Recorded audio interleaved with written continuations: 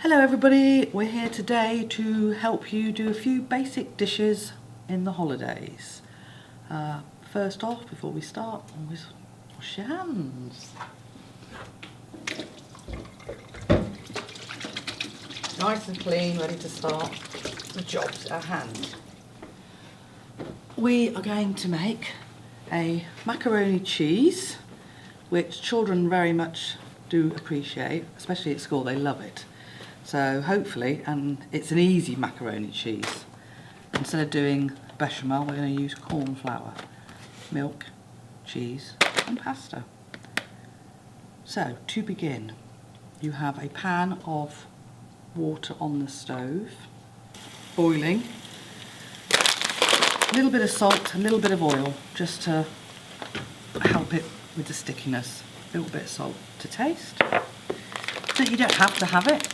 It just helps to stop it sticking, really, but it still sticks sometimes, so you can put a little tiny bit of butter or margarine in, just a little bit, something to help it not stick together, really.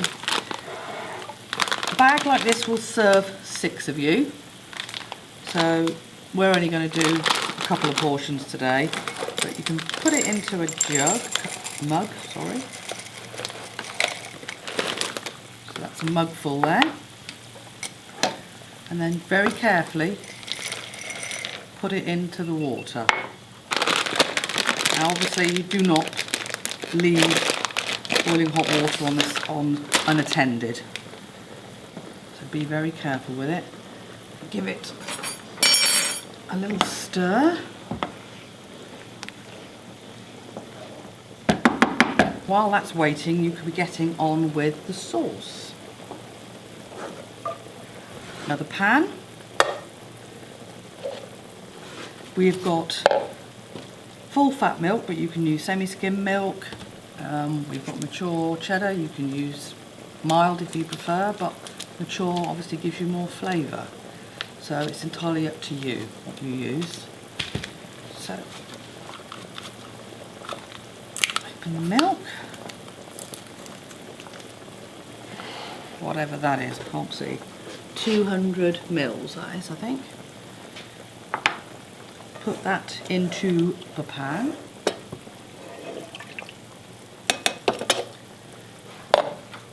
And then, again, put the stove on about 4 or 5, I think these are. This is electric. Gas, I'm not really sure with gas, you'll just have to be careful and just have a little look. Pasta's boiling, leave it a little stir every so often. Right, now while that is doing,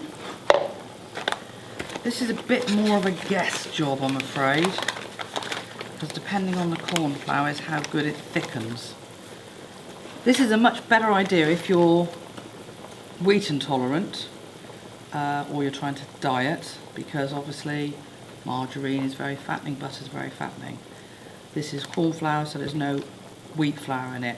If you wanted to use gluten-free pasta, then obviously it would be completely gluten-free. It's a nice little trick and it's quite easy. It takes less time to do than making a roux. So I'm putting in, at the moment, 1 dessert spoon, but we may need to add a bit more when we go to thicken it. A little bit of milk to make it into a paste. I'll show you that when it's done. Try and get all the lumps out of it. Like I say, it's a bit of a trial and error with corn flour. So it looks like that at the minute. You may have to put a little bit more into it to thicken it, but you'll know once you start putting it into the milk mixture and it thickens up. So while that is doing, we will grate the cheese. I'll just do a small little block for now. Cheese grater. If you haven't got a cheese grater, don't panic. It's just as easy to cut very carefully, making sure you keep your fingers behind the knife, and then you can just cut it like that, just so it makes it a bit easier to melt when it's in the sauce. So that really isn't that dissimilar to grated cheese if you don't have a grater. Quite simple.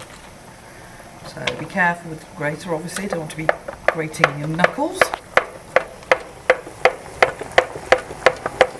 Meantime, you're keeping an eye on your pasta and on your sauce, which looks like the milk is slowly starting to come up to the boil, which is what we want.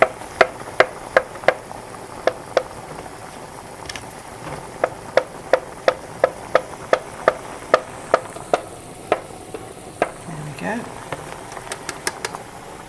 Whisk of your choice. If you don't have it, it's not the end of the world, believe me. It just makes life a bit easier. Pasta's still looking a little bit like it needs a little bit longer. Right, I've just taken the milk off the stove for a moment to add the corn flour. So stirring it and then just pouring it in. And then I'm just going to put it back on the stove. Like I say, you might need to add a bit more. It's very difficult to tell with corn flour. It's starting to thicken up, as you can see. There we go, look at that. Now, I used to get told when I was at college that a sauce should coat the back of a spoon. If it coats the back of a spoon, it's the right consistency. And for a little technical term, it's called napping, just for a bit of a laugh. So that's just enough milk and just enough corn flour. So that's perfect. I'm going to take that off the heat for a minute, and then I'm going to add the cheese. Try not to get it all over the cooker.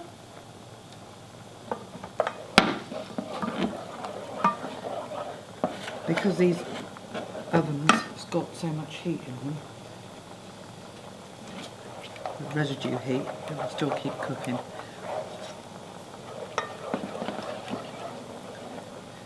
I'm going to use the chopped up bits to go in.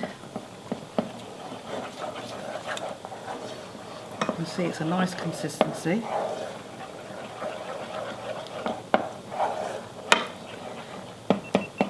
And I'm going to add a little bit of ground pepper. Now you can add, I at home would normally put a little bit of pepper, and I would put a bit of grain mustard because I like grain mustard.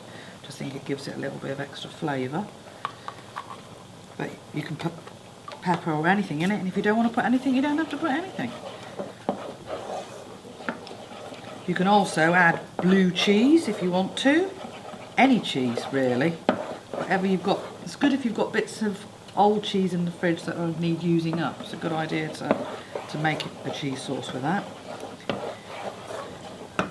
Why is that keep coming on at the back? Oh, there we go, that's it.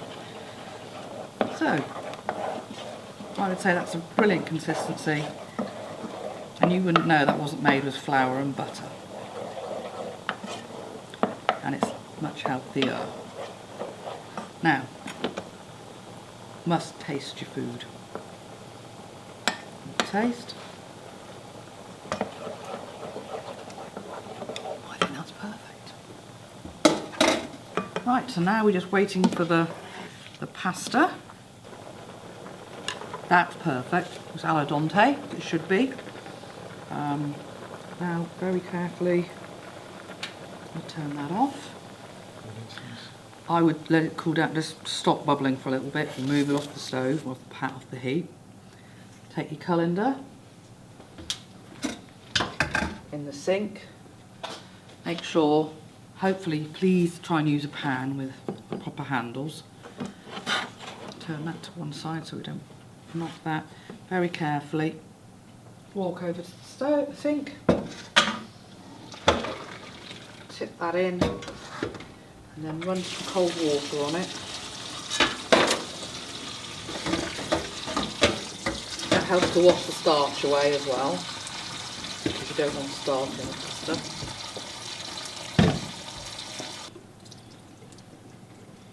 Drain it. go. Back over here. And then now you can either layer your dish and then pour it over the top, but I like to get it all coated, so I tend to carefully put the pasta in to the sauce. There we go. Just coat it all nicely. Move that to one side.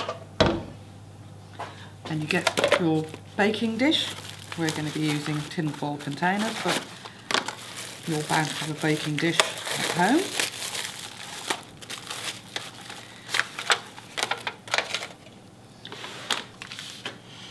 Messes a bit. Carefully. Into your dish.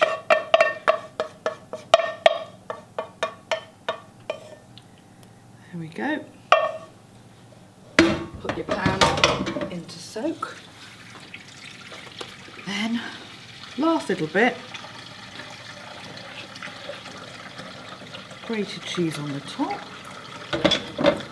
And if you really want to be extra special and you've got an odd tomato knocking around in the fridge,